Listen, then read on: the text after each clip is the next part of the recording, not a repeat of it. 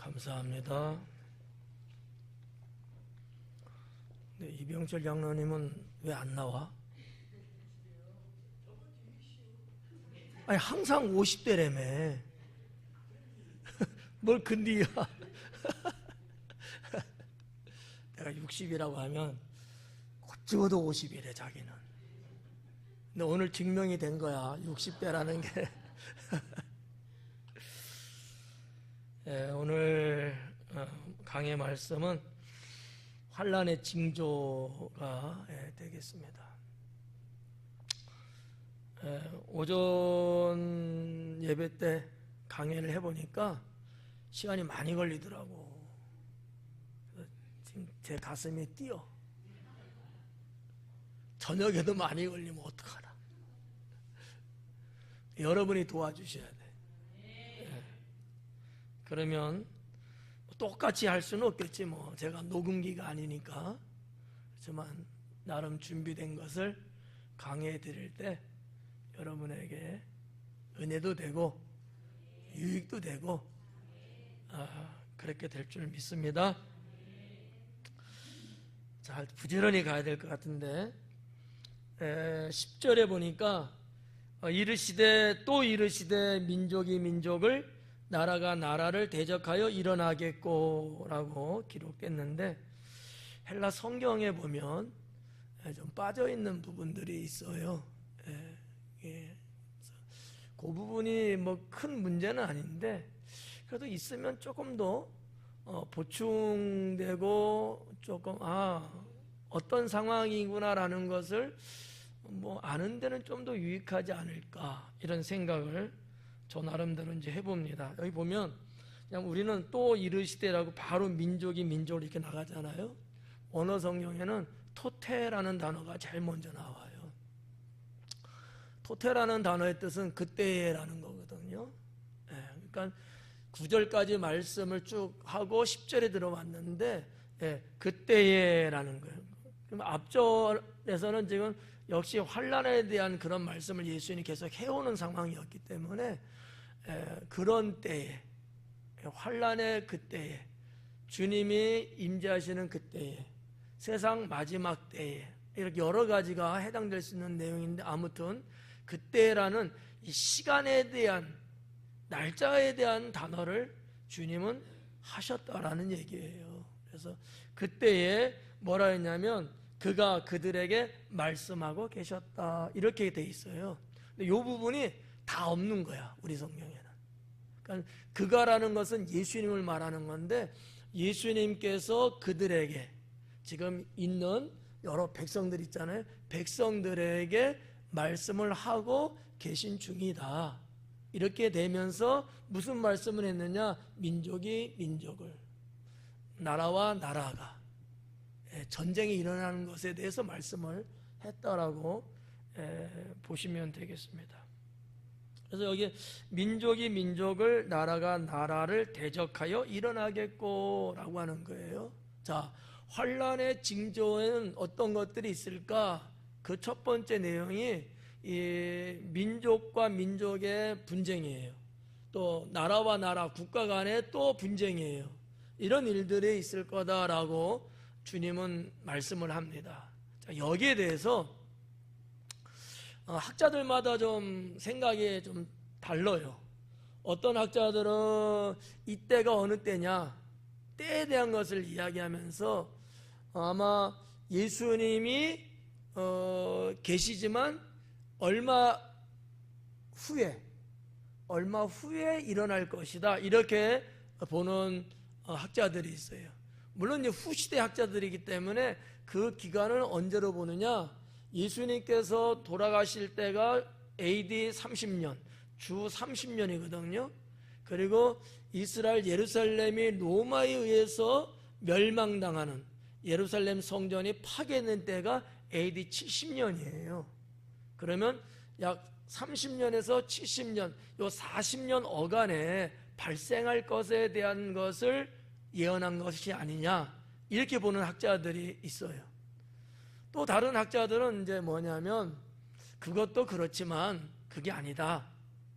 이거는 종말에 나타날 때를 말하고 있는 거다. 이렇게 말하는 학자들이 있는 거죠. 크게 이렇게 두 학자를 분류해 볼 수 있는 거야. 하나는 얼마 안 있으면, 그러니까 이미 이제 후시대 학자들이 하는 얘기니까 그거는 예수님 때부터 예루살렘 멸망했을 당시 요 40년 어간에 일어날 것에 대해서 예수님은 예언하신 거다, 이렇게 말하는 거와, 하나는 아니다, 이거는 세상 마지막 때에 일어날 것을 말씀한 거다, 이렇게 이제 말한다는 거지. 여러분은 어떻게 보셔요? 후자. 네. 저는 좀 생각이 달라요. 저는 전자와 후자를 다 야가 빠졌죠. 이유가 있어요, 그럴 만한.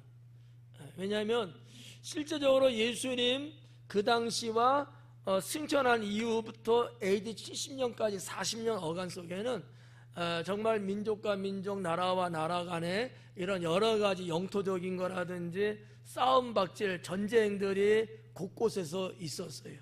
뿐만 아니라 유대 백성들은 이런 여러 가지 상황 속에서 또 유대 민족과 그 외의 이방 민족 간에 또 분쟁이라는 것이 역사적으로 있었어요.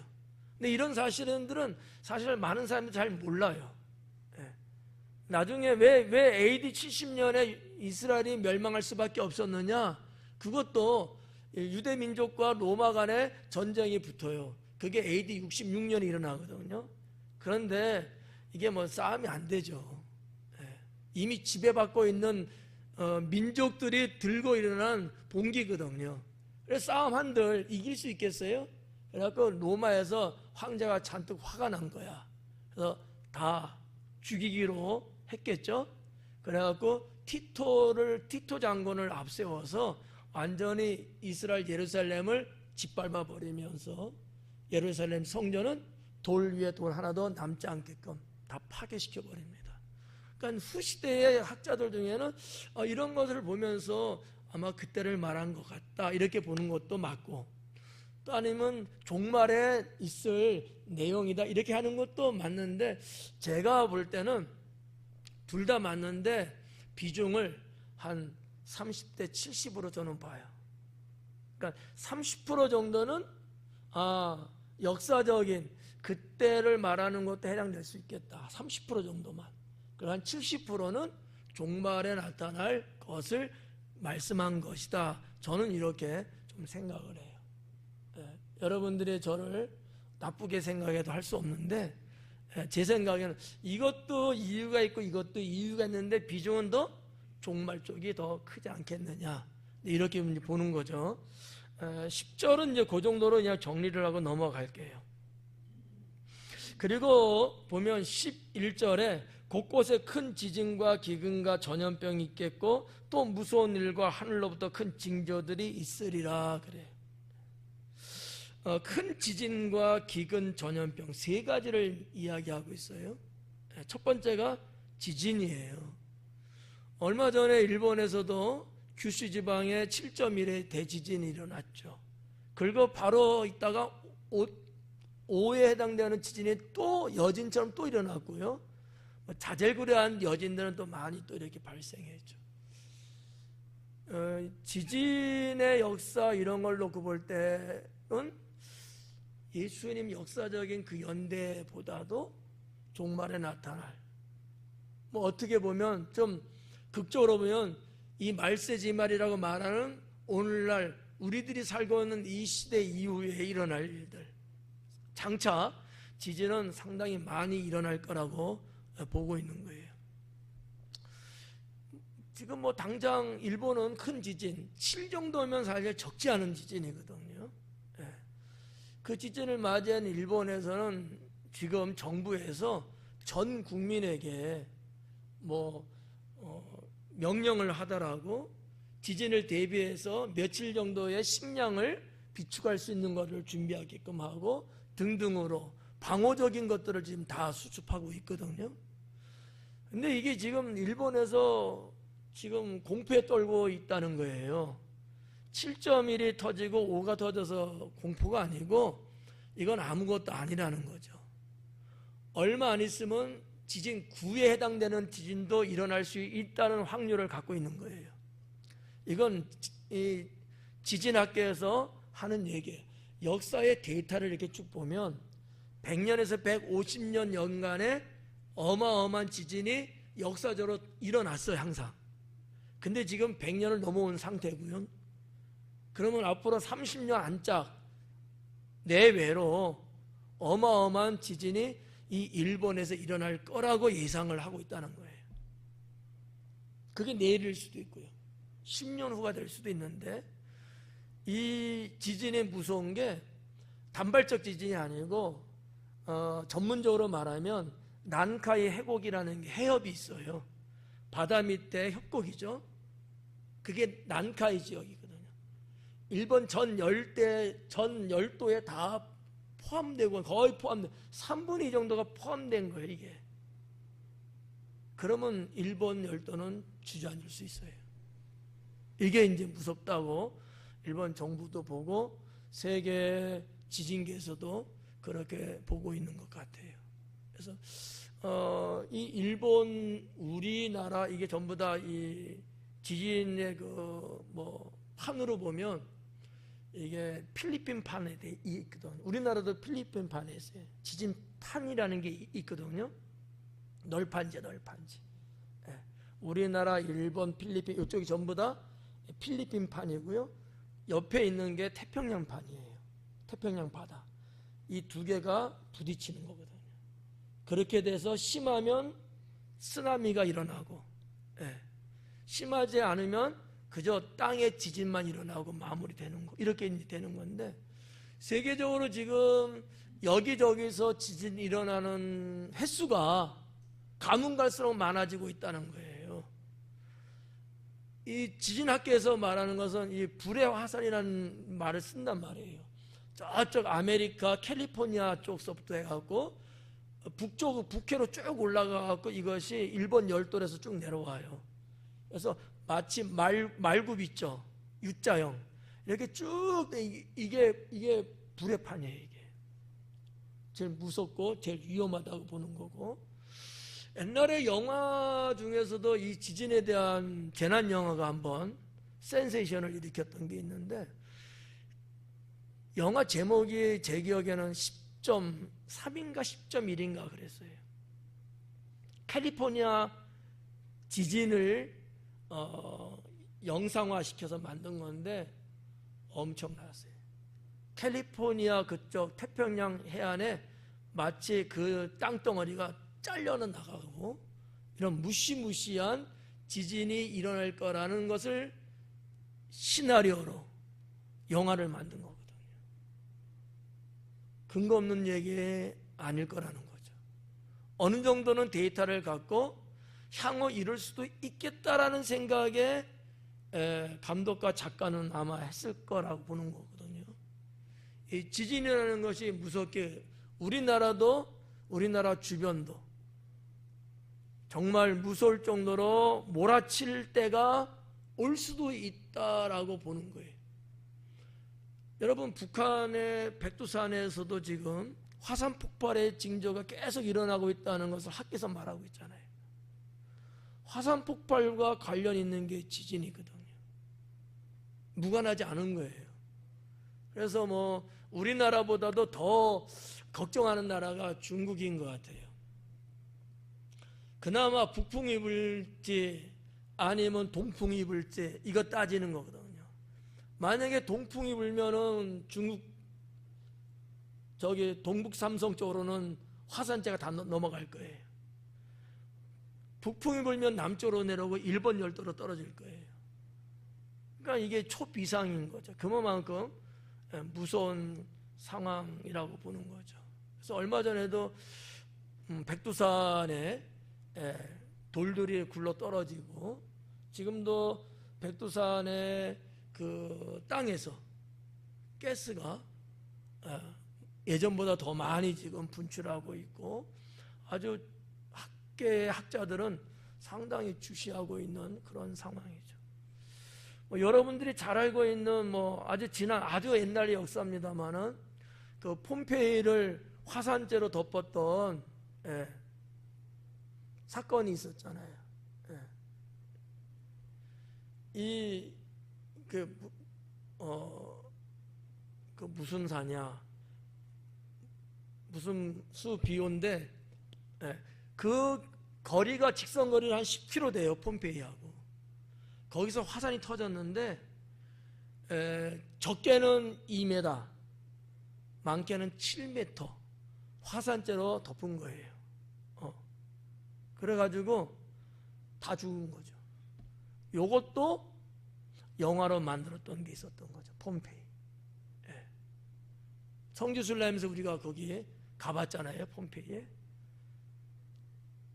재가 날라오면서 덮어갖고 그냥 그대로 죽은 거예요. 그래서 아주 참 마음 아픈 것은 어느 어머니가 자기 아이를 품에 안고 이렇게 해서 그대로 이렇게 죽은 거예요. 그게 다 발굴되어갖고 나왔는데, 섬이다 보니까 살아남은 사람 없고 말이죠. 이런 역사적인 것들인데, 아무튼 역사적으로 쭉 데이터를 보면은 지진은 점점 계속 그 강도도 강해지고 횟수도 많아지고 주기적으로 계속해서 지진이 일어나고 있다는 건데, 이것은 마태복음 24장에서도 예수님께서 예언하신 말씀에 역시 지진에 대한 말씀을 하셨던 거였거든요. 오늘 이 누가복음에서도 그렇게 기록을 하고 있는 겁니다. 지진. 네, 지진. 근데 큰 지진이다 라는 거죠. 이게 어떻게 잘못하면은 하나의 열도가 잘려나갈 수도 있는 거예요. 저도 기사를 보고서 아는 내용입니다만, 일본의 지진이 9가 떨어지면 대한민국이 30cm가 틀어진대요. 30cm가 밀린다는 거죠. 지금도 약 1cm가 밀렸대요. 이게 자꾸 조금씩 밀려요. 그래서 이 측량학계에서도 우리나라 국토를 이제 이런저런 이유 때문에 측량들을 하지 않습니까? 이게 항상 고정되어 있지가 않아요. 땅이 움직인단 말이에요. 지진판이 밀리기 때문에. 아직 감사하게도 우리나라는 큰 지진이 안 일어나서 크게 느끼지 못하지만 자잘구레한 것들이 계속 일어나면서 하다 보면은 큰 지진도 날 확률도 있지 않겠느냐, 염려스러운 거죠. 하여튼 이런 지진들을 예수님은 일어날 거라고 예언하고 있는 거예요. 뿐만 아니라 기근을 이야기했어요. 기근하고 빼놓을 수 없는 게 흉년일 거고요. 기근은 말 그 자체로 식량이 떨어지는 거예요. 없는 거예요. 먹을 거리가 없는 거예요.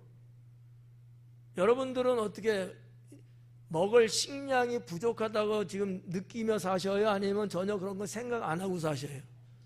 전혀 생각 안 하고 살잖아요, 우리는요. 근데 세계적인 식량 기구에서 말하는 것은 부족하다는 거예요. 뭐가 부족하지?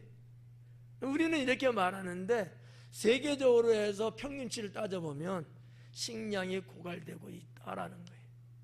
그래서 사회학자들이나 인류학자들은 뭐를 이야기하냐면 제3차 세계대전을 이야기합니다. 1차나 2차는 정치적인 거다, 땅을 뺏기 위한 거다, 이런 여러 가지가 있지만 3차 세계대전은 이유가 그게 아니고 식량을 확보하기 위한 전쟁이다라는 말을 하고 있다는 사실이죠. 여러분, 러시아하고 우크라이나 전쟁하고 있잖아요. 원인이 뭐라고 생각해 본 적은 있으셔요? 남의 나라니까 전혀 관심 바뀌겠죠. 어떻게 보면 러시아의 식량 문제예요. 식량. 러시아가 이 유전은 상당히 많습니다. 아마 유럽 쪽으로 나가는 등등에는 거의 한 70% 정도는 다 러시아산일 거예요. 어마어마합니다. 돈을 펑펑 써도 괜찮아요. 유전이 너무 많아서 가스 쓰면 할 것 없이. 근데 뭐가 없어요? 식량이 부족해요. 우크라이나 땅 곡창지대거든요. 이런 어떤 계산법도 푸틴은 갖고 있다고 보는 거죠. 그렇잖아요. 일국의 대통령인데 내 국민이 굶어 죽는 거 볼 수는 없잖아요. 그래갖고 정권 유지 못하죠. 국민들의 그러한 부분들을 채워줘야 되잖아요. 식량 때문에 일어나고 있는 전쟁이라고 말해도 과언은 아닐 것이다 라고 보는 거죠. 근데 이거는 빙산의 일각이에요. 아직은 버팅길 수 있고 아직 먹을 건 있어요. 예. 뭐 여러분 뭐 러시아의 수도 소비에트 이런 데는요 그냥 뭐 풍족하게 사는 사람은 살아요. 그런데 그런 사람들마저도 이제는 먹을 것 때문에 고민하고 고생하는 사람이 더 늘어나게 되면 전쟁은 안 할 수가 없죠. 그래서 이제 전쟁을 연구하는 학자들 이야기를 보면 전쟁은 곧 일어날 거다, 식량 때문에. 이렇게 보기도 하고, 요한계시록에 말씀한 바에 의하면 이쪽 아시아 동쪽에서 군사가 일어나고 전쟁을 해요. 아마겟돈 전쟁이라는 것도 있지만 그거 말고 그 이전에 어마어마하게 큰 마치 제3차 대전, 4차 대전 같은 이 전쟁이 일어나는데 그때의 군사가 몇 명이 이동하느냐? 2만만이 이동한다고 기록하고 있어요. 요한계시록에는. 2만만은 뭐를 말하냐? 2억 명을 말합니다. 2억 명의 군사가 움직인다는 거예요. 전쟁을 하기 위해서. 그럴 수 있는 나라는 어디일까? 중국입니다. 이렇게 이제 예상할 수 있다는 거예요. 인도도 인구가 한 13억, 14억 이렇게 가잖아요. 그런데 군사력은 이렇게 안 돼요. 중국은 가능하죠. 그래서 하여튼 뭐 이런 여러 가지 기근이라는 것이 단순하게 기근으로 끝나는 게 아니고 이거로 인해서 전 세계의 판세가 뒤바뀌고 전쟁에 휘몰아치게 돼 있다는 거죠. 이것이 한 국가 간의 전쟁으로 끝나는 게 아니라 이웃나라, 우방국가 등등등등 하다 보면 정말 3차 대전이 일어날 수밖에 없지 않느냐라는 거예요. 더군다나 그런 나라들은 핵을 가지고 있는 나라들입니다. 전쟁 얘기 나왔으니까 러시아, 우크라이나 그렇고 지금 세계적으로 지금 정말 주시하고 위험하다고 느끼는 것이 또 이스라엘과 이슬람권의 전쟁이잖아요. 지금 헤즈볼라가 이스라엘에 보복하기 위해서 로켓포와 미사일을 쏘려고 했는데 이스라엘의 첩보가 이스라엘에서 첩보를 가져갖고 먼저 선제 공격을 했어요. 비행기 100 몇십 대를 동원시켜서 초토화를 시켰는데도 불구하고 100 몇십 발의 로켓포를 날린 거예요. 이스라엘로. 이런 전쟁. 근데 헤즈볼라만이 아니에요. 이 사우디아라비아 밑에 예멘이 있거든요. 여러분 거기 지중해를 통해서 이렇게 넘어가려는 배 막 공격 이런 거 있잖아요. 후티 반군이 있단 말이죠. 그러면 헤즈볼라도 후티 반군도 이슬람의 시아파예요. 대표적인 파가 두 개거든요. 수니파와 시아파란 말이에요. 근데 이 시아파가 강경파예요. 헤즈볼라도 후티 반군도. 이들은 누구하고 연결됐을까요? 이란, 이라크하고 연결되는 거야. 그러니까 지금 이 전쟁도 이게 무시할 만한 전쟁은 아닌 거예요. 미국이나 유럽 쪽에서 지금 연루되어 있고 중앙아시아 쪽에 있는 이슬람 나라들도 연루되어 있고 지금 수니파도 지금 개입하고 있어요. 시작했어요. 뭐 사우디아라비아라든지 뭐 이런 등등 나라는 그래도 조금 온건파라는 이 수니파들이거든요. 그런데 같은 민족이라고 했기 때문에 극단적으로 가면 같이 세를 규합해서 전쟁을 크게 벌일 수밖에 없는 이런 상황에 있다라는 거죠. 다 어떻게 보면 식량의 문제가 될 수 있다라는 거죠. 기름을 생산하는 것도, 곡물로 받아들이는 것도, 이런 여러 가지가, 이게 지금은 별거 아닌데 앞으로 더 가면 더 큰 감당 안 되는 전쟁과 기근, 지진, 자연재해, 이런 거로 치닫을 수 있다라고 보는 것이 세계 석학들이 보는 관점인 것 같습니다. 그리고 세 번째 나오는 게 전염병이에요. 전염병이 있겠다는 거예요. 지금 우리도 지금 뭐 코로나 때문에 벌써 지난 4년 고스란히, 예? 근데 다시 또 재유행, 변이가 자꾸 나오잖아요. 좀 있으면 변이가 또 나올 것 같아요. 예. 아니 뭐 독감만 해도 힘들어하는 분들 많은데, 독감은 또 별게 아니고 이런 또 무서운 전염병이 돌면 얼마나 더 힘들어지겠어요. 여러분, 이전 성경에는 온역이라고 번역을 했어요. 지금 우리가 보고 있는 성경은 조금 시대적으로 21세기니까 단어를 전염병으로 바꾼 거예요. 이스라엘 백성들이 애굽 종살이 할 때, 자, 애굽에서 하나님이 모세를 통해서 구원해낼 때 그들이 안 보내주잖아요. 그래서 하나님이 10가지 재앙 주죠. 그 중에서 하나가 무슨 재앙이었어요? 온역이었어요. 일명 전염병이었다고요. 세계적으로 역사를 보면 전염병은 언제든지 이렇게 주기적인 것처럼 많이들 왔어요. 흑사병이든지 이런 전염병들 있잖아요.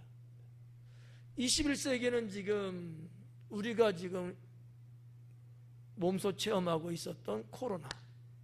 근데 이거보다 더 이제 심각한 전염병이 발생하지 않는다는 보장은 없지 않느냐라는 거죠. 네. 여러분, 그 영화 한동안 유행처럼 번졌던 좀비 영화들 있죠. 혹시 좀비 영화 여러 개 중에서 하나라도 본 거 있어요? 한번 보신 분? 좀비 나오는 영화 본 적 있는 분? 네, 손 들으세요. 많은 좀비 중에서 대한민국 영화에서 나온 거 부산행이라는 거 아시나요? 네, 그걸 봤나 보네. 네. 자, 좀비는 뭘까? 왜 좀비가 될까? 살아있는 시체라는 뜻이거든. 좀비는요, 시체인데 살아있는 거야. 이거는 이제 뭐 하는 얘기고 만든 얘기고 문학적인 얘기인데, 정말로 이 좀비가 된 이유가 뭐겠느냐라는 거죠. 제가 보건대, 저는 뭐 학자가 아니니까 모르지만 제가 볼 때는 이것도 일종의 질병이라는 거죠. 정상적인 세포가 정상적으로 활동하고 면역력을 갖고 나쁜 세균이나 질병을 막아야 되는데 그러지 못하고, 우리 몸에 있는 세포가 다른 반응을 일으키면서 이상하게 발전해 나가는 거예요. 전염병의 질병, 세균은 다 그런 거거든요. 좀비도 그런 것 아니겠냐. 그래서 좀비가, 우리 원권사님 물어뜯으면 좀비가 된다는 거야. 무슨 얘기예요? 감염됐다는 얘기예요. 자, 좀비 얘기는 요즘 얘기고, 옛날 얘기는 무슨 얘기가 있었어요? 무슨 영화들이 있었죠? 드라큘라. 똑같은 거 어떻게 보면 시대가 다른 거야. 드라큘라도 사람을 물어서 피를 빨아먹잖아요. 감염되거든요. 드라큘라 된다고. 같은 내용인데 그렇게 단어가 바뀌고 시대가 바뀐 것뿐 아니겠는가. 다 뭐예요? 감염이에요. 전염된 거거든요. 전염병에 대한 말씀을 예수님은 하십니다. 네. 저는 그런 생각을 한번 해본 적이 있어요. 앞으로 몇 년 될지 모르지만 20년, 30년 후에는 사람들이 아마, 지금은 마스크만 쓰지만 그때는 산소호흡기 같은 것을 쓰고 살 수도 있겠다. 방호벽을 입고 말이지. 우주에 가서나 우주복을 입는데 그게 아니고, 여러분, 핵을 다룬다든지 아니면 무슨 반도체를 하는 회사라든지 이런 데 가면 전부 다 옷을 다 갖춰 입잖아요. 앞으로는 그런 세상이 올 수도 있겠다라는 라는 생각을 해봤습니다. 이런 옷 갖고는 안 돼요.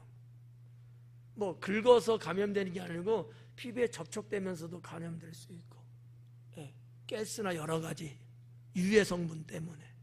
그래서 철저한 방호복을 입을 수밖에 없는 시대가 내 때는 안 올 것 같고 우리 자녀들 때는 올 수도 있겠구나.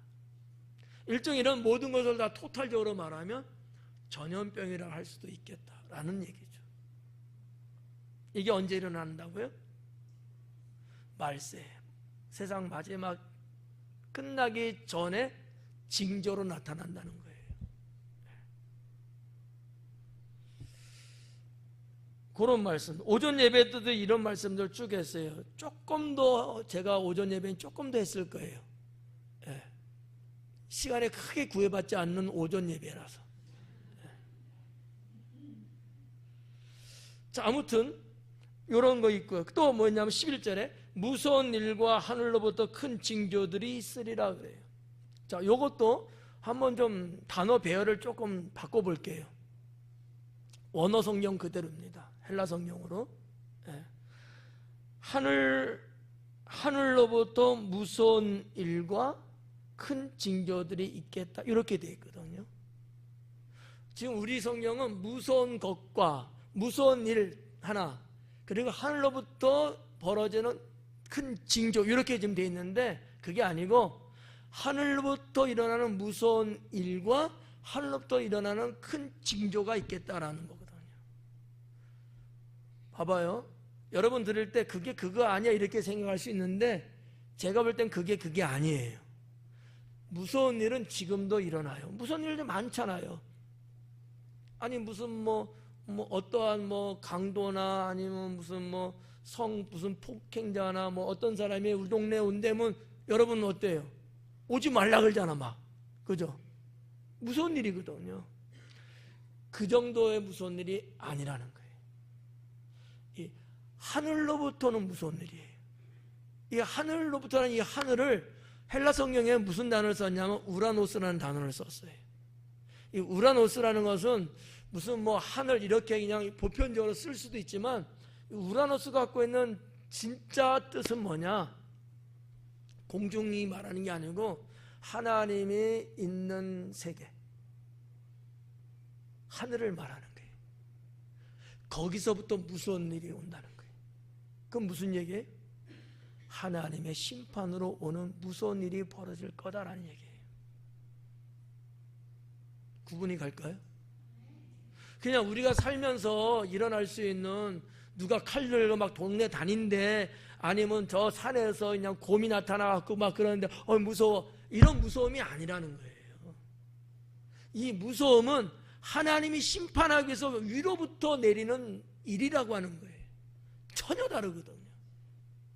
전혀 다른 그런 일이 일어난다는 거지. 그리고 하늘로부터 오는 큰 징조, 표적들이 있으리라라는 거죠. 그냥 보고 그래 이게 아니에요. 전무후무한 징조들이 나타난다는 거예요. 예전에 과거에 없었던 어떤 어마어마한 하늘이 사인하는 징조들, 그런 표적이 나타난다는 거예요. 이런 거 있을 수도 있어요. 제 상상이에요. 제가 하는 상상인데 하늘에 별들이 막 떨어지는 게 보이는 거야.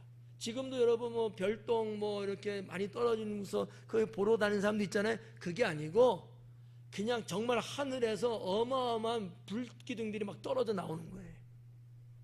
이런 징조들. 이건 요한계시록에서 말씀하고 있는 거거든요. 11절은 그렇게 기록하고 있고요.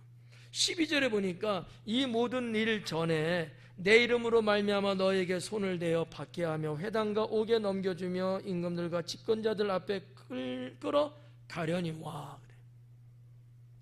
내용이 바뀌었어요.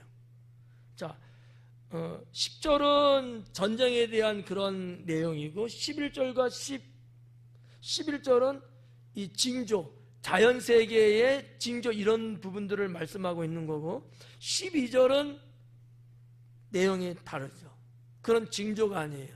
자연재해에 대한 징조가 아니고 사람들의 사회 속에서 벌어질 수 있는 어떠한 일에 대해서 말씀을 하고 있는데, 자, 이 부분을 제가 좀 헬라 성경 원어적으로 제가 해드릴게요. 이 모든 일이 있기 전에 그들이 그들의 손을 얹었다, 이렇게 돼 있어요. 그들이 그들의 손을 얹었다. 이거는 뭐 그냥 우리가 서로 그냥 친하다고 얹어 이런 게 아니에요. 손을 얹었다, 손을 댔다라는 얘기는 지배를 의미하거든요. 억압, 이런 것들. 그 내용이 뭐냐 하면 회당과 옥에 넘겨 박해하며 예요. 회당과 옥에 넘겨서 박해를 했대. 박해를 하는데, 핍박을 하는데 그냥 옆에서 막 이렇게 해갖고 그게 아니야. 말로 막 쫙대면서 그게 아니고 회당과 옥에 넘겨버리는 박해예요. 물리적인 어떠한 고립을 만드는 거지. 자, 회당이에요. 그리고 옥이라고 나왔는데 마가복음은 똑같은 말씀을 옥이라고 쓰지 않았고 공회라고 번역을 했어요.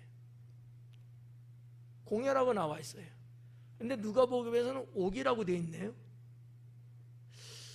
아마 이 누가복음의 편지를 받아보게 될 이방인들 때문에 단어를 공회라는 단어보다는 옥이라는 단어로 쓴 게 아닐까라고 추측은 해보는데, 자, 어쨌든 간에 회당은, 자, 회당입니다. 여러분, 우리는 회당 많이 지금 알고 있잖아요. 이스라엘의 회당 어디든지 다 있잖아요.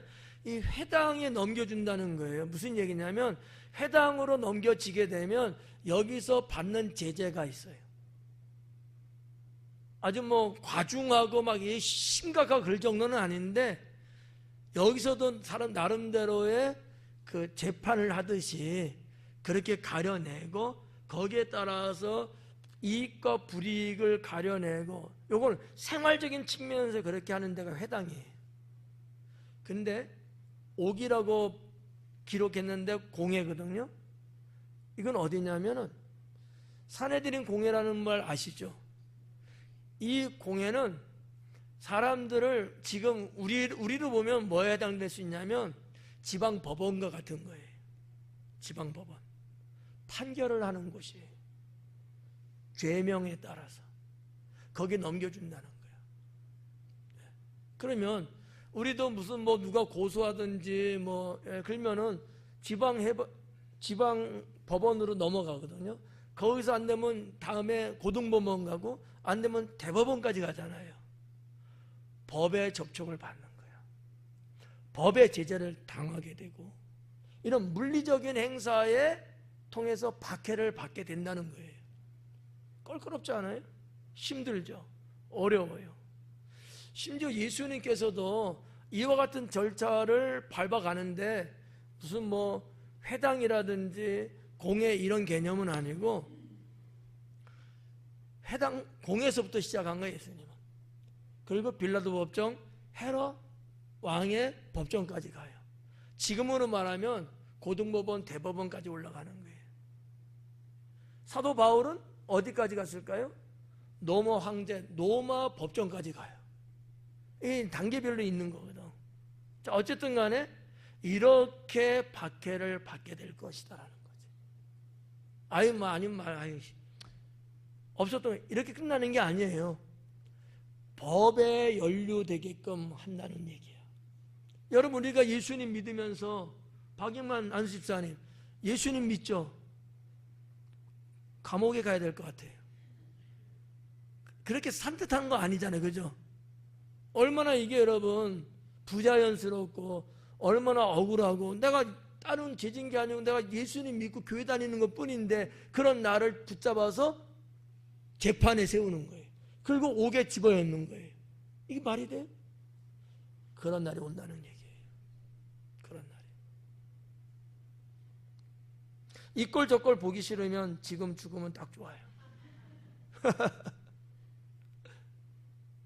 우리가 상상하지 않고 성경에 이미 예언된 말씀임에도 불구하고 우리는 일상적인 생활 속에서는 전혀 그 예언된 말씀은 생각 안 하고 산단 말이지. 근데 그런 날들이 온다는 거 지금 오고 있어요 지금. 예. 여기에 대해서 나름대로 우리는 믿는 자로서 대비해야 되지 않겠느냐라는 거죠. 여기 보니까 임금들과 집권자들 앞에 끌어가려니와, 임금과 집권자 앞에까지 간다는 거예요. 이게 빌라도와 헤롯 왕이에요. 예수님 당시로 보면은. 근데 향후 앞으로의 될 일이라면 그 대등한 권력자들 앞에 끌려가는 거지. 대등한 권력자들 앞에. 사탄이 지배하는 시대, 우리가 여러 가지 이야기도 볼 수 있습니다만, 계시록적으로 보면 666의 짐승의 표를 받고 안 받으면은 상당히 제재를 당하고, 이런 어떤 시나리오들이 있잖아요, 성경적으로. 그런 날들이 오는 거예요. 내가 아파, 병원에 가야 되는데 666 짐승의 표를 받으면은 치료받을 수 있어요.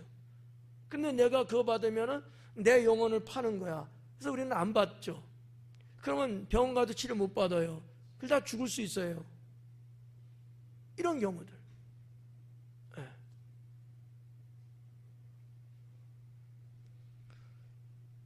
네. 여기 지금 그런 12절은 그거 말씀을 한 거예요. 회당과 옥에 넘겨서 박해하고, 임금들과 집권자들 앞에 끌어가서 박해하고, 이렇게 한다라는 얘기죠. 근데 여기 보니까 12절에 내 이름으로 말미암아가 있어요. 예수님 이름 때문에, 예수님 믿는다는 것 때문에. 자, 이런 일이 진짜 현실적으로 지금 벌어진다면 여러분 어떻게 하실래요?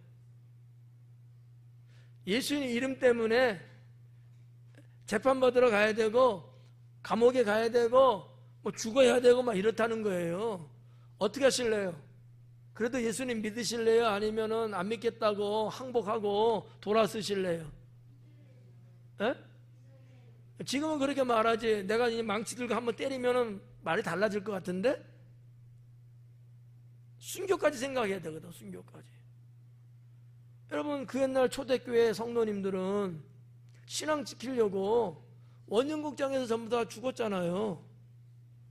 그런 일이 올 수 있다니까. 그게 싫으면 둘 중에 하나야. 끝까지 지켜서 순교하든지 아니면 지금 죽든지. 정말 그런 날이 올 수 있어요. 이거 예언된 거니까 언제인지는 모르겠지만, 내 이름으로 말미암아 라는 거죠. 예수님 믿는다는 것 때문에 라는 얘기예요. 과거에도 우리 한국 기독교 안에서 이런 여러 가지 핍박들이 있었어요. 근데 그거는 세상 말로 말하면 세 발의 피다라는 거지. 그건 아무것도 아닌 거예요. 여러분, 예수님 믿는다고 매 맞아 본 적 있는 사람도 있고 없는 사람도 있을 거야. 근데 매 맞은 사람 있는 사람은 좀 더 그 옛날 얘기일 거야. 요즘은 그런 사람 없겠지. 정말 우리 어릴 때는요, 매 숱하게 맞아요. 교회 간다고, 예수님 믿는다고. 전도하다 보면요, 막 소금 뿌려요. 이거는 또 고마운 얘기야. 똥바가지 부어버려요. 서울에서도요. 시골은 어땠는지 모르겠지만 그 정도로 악랄하고 엄청나게 핍박했습니다. 그 똥바가지에서 똥 냄새가 막 나고, 그래도 어떻게 했을까? 그 영혼을 미워하지는 않았어요. 왜? 신앙을 그렇게 배웠기 때문에. 그래야 그런 사람을 위해서 하나님 용서해달라고, 몰라서 그런 거라고, 그런 국리를 여기는 마음으로 기도하면서 신앙생활을 했단 말이에요. 지금 이랬다면 난리죠.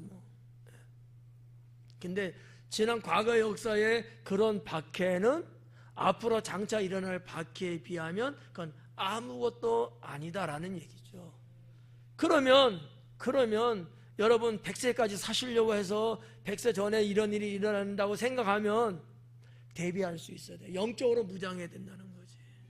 영적으로. 그렇잖아요. 이런 부분들을 우리가 누가복음에서 볼 수 있는 거죠. 자, 13절에 내려와서 보면 이 일이 도리어 너희에게 증거가 되리라 그래요. 저는 이 13절 말씀을 참 좋아합니다. 13절 말씀이요 너무 행복해요. 여러분은 어때요? 그냥 행복하다 그러면 안 될까? 왜 행복하냐면 제가 알려드릴게요.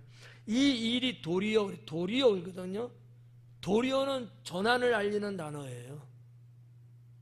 이 일이 어떤 일, 박해받는 일이 도리어 전환되는 걸 말하는 건데 그게 뭐냐면은 너희에게 증거가 되리라 그래요. 증거가 된대. 박해받은 일이 너에게는 증거가 된다. 증거물이 된다는 얘기야. 그 무슨 얘기냐? 이런 거예요. 자, 하나님이 모든 것을 보시고 아십니다. 우리가 박해받고 신앙을 지킨 걸 아시잖아요. 하나님 나라에 우리가 섰을 때 하나님은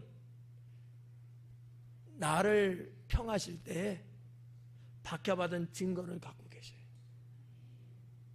근데 이런 내가 믿으면서 박해받은 일 없고 내가 믿으면서 고생한 일 없고 내가 믿으면서 이런 환난을 겪은 일이 없고 예수님 이름 때문에 그런 것이 없으면 주님 나라 가서 내가 나를 증거할 게 하나도 없는 거예요. 그냥 곱게 믿고 별일 없이 믿고 아무 문제 없이 믿고 방해받지 않고 욕 한마디 듣지 않고 믿고 이게 좋은 것 같잖아요.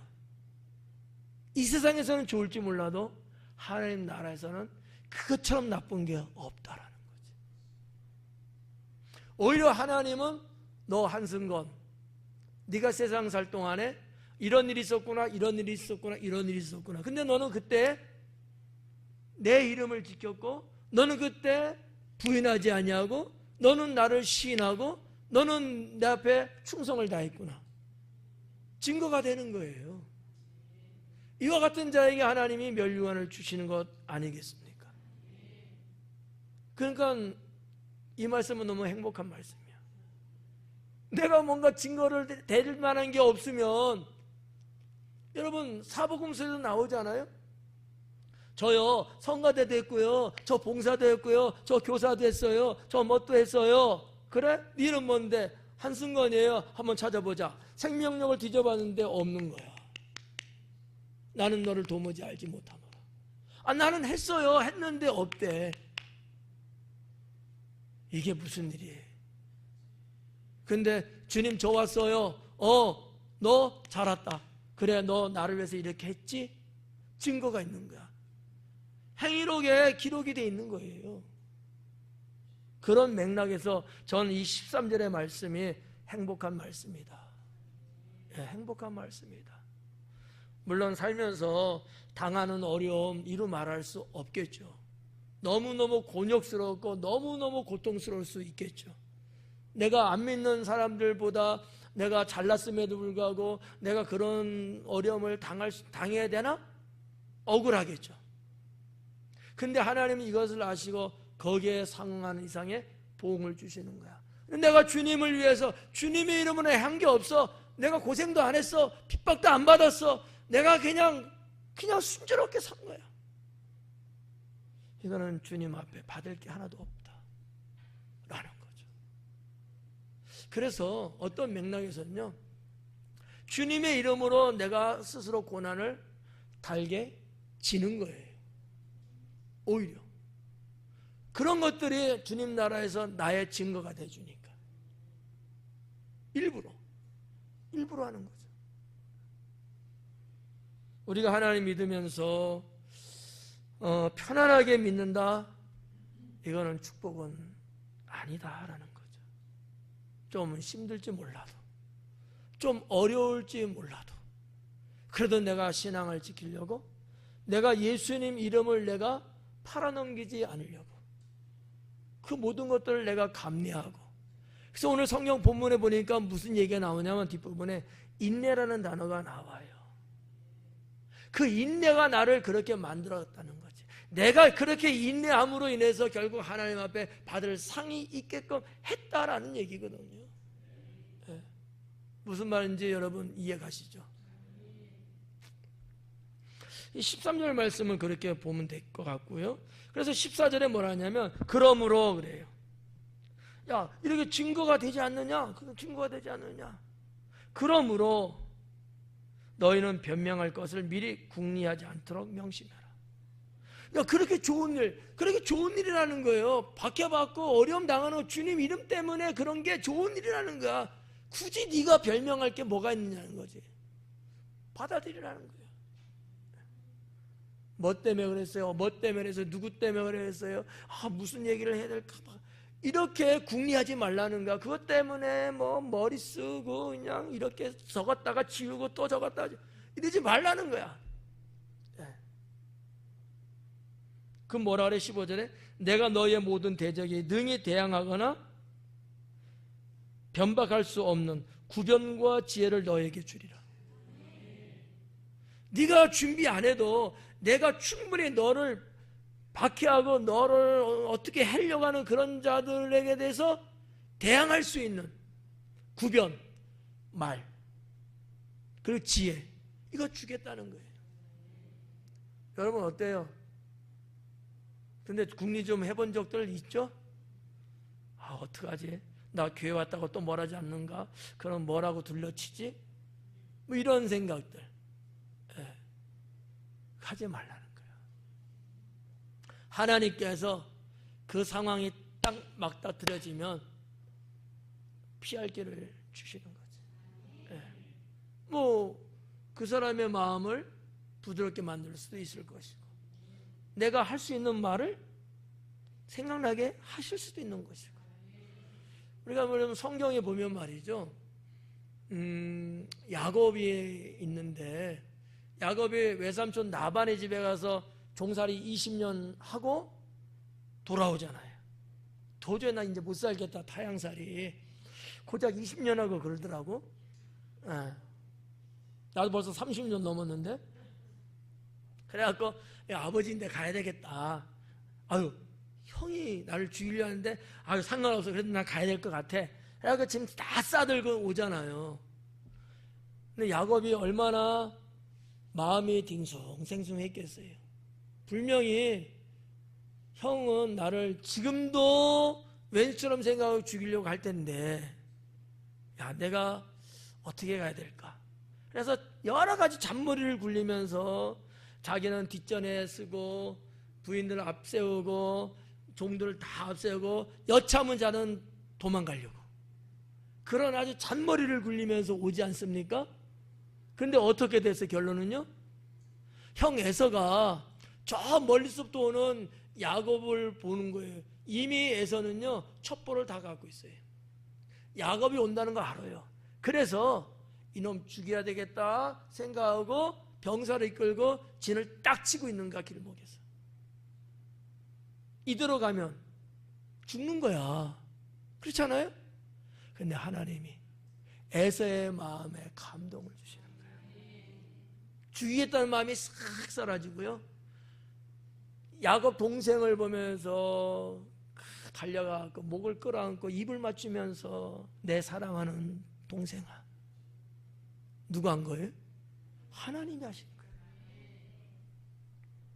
하나님의 이와 같은 은혜와 도우심이 있단 말이에요.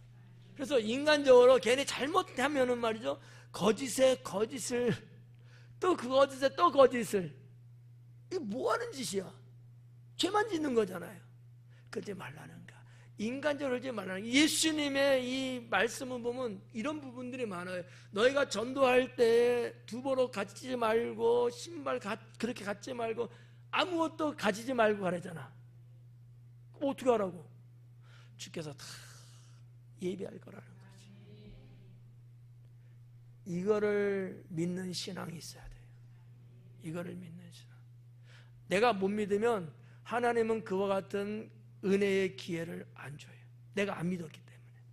믿으면 하나님이 그런 은혜의 기회를 만들어 주셔요. 저는 후자가 좋을 것 같아요. 내가 뭐로 고민하고 밤잠 못 자고 그럴 필요 뭐 있어요. 기도하고 주님께 맡기고. 오늘 이 말씀이에요. 15절. 내가 너희의 모든 대적이 능히 대항하거나 변박할 수 없을 구변, 말이에요, 말. 입을 말하는 건데 말이죠. 그리고 지혜를 너에게 주겠다. 걱정하지 말라는 거잖아요. 자, 그러면서 내용이 한번 17절 보니까 또 너희가 내 이름으로 말미암아 모든 사람에게 미움을 받을 것이나, 이런 말씀도 있단 말이죠. 근데 이 말씀과 연결되어 있는 게 16절 말씀이에요. 심지어 부모와 형제와 친척과 벗이 너희를 넘겨주어 너 중에 몇을 죽이게 하겠다. 끔찍한 사건이죠. 누가 나를 넘겨준다고요? 아까 우리 앞절에서 봤잖아요. 회당이나 옥에 넘겨주고 집권자하고 임금에게 넘겨주고, 이걸 누가 한다는 거죠?